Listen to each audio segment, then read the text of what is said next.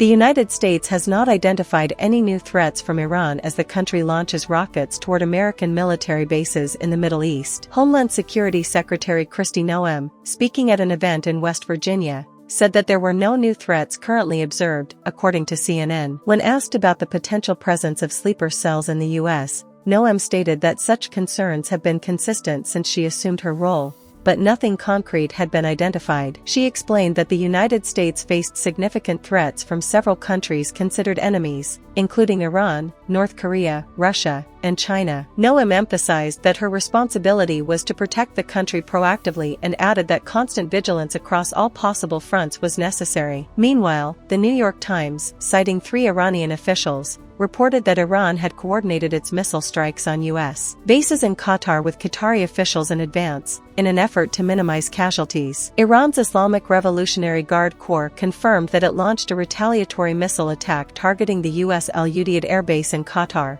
as reported by Iran's Tasnim news agency and cited by Al Jazeera. In response, Qatar's defense ministry stated that its air defense systems successfully intercepted the missiles aimed at Al Udeid. According to an official statement, the incident did not result in any deaths or injuries. The ministry attributed the prevention of casualties to the vigilance of its armed forces and the precautionary measures that had been in place. The statement further reassured the public that both Qatari airspace and territory remained secure, and that the country's armed forces were fully prepared to address any threats. Amid heightened regional tension, Bahrain announced a temporary closure of its airspace due to concerns over possible Iranian retaliation following U.S. strikes, as reported by Reuters. The UAE also closed its airspace, according to flight paths and air traffic control radio transmissions, with the information provided by the flight tracking service Flight Radar and cited by Reuters. Media personality Fakhry Alam reported that the Emirates flight he was aboard had been diverted to Saudi airspace. He stated that the plane was about 50 minutes from landing in Dubai when it was redirected and began circling over Saudi Arabia. He noted receiving updates indicating widespread missile activity. CNN reported that U.S. personnel at embassies in Qatar and Bahrain had taken protective duck and cover measures in response to the missile strikes. This action was described by sources familiar with the matter as a response to imminent danger notifications.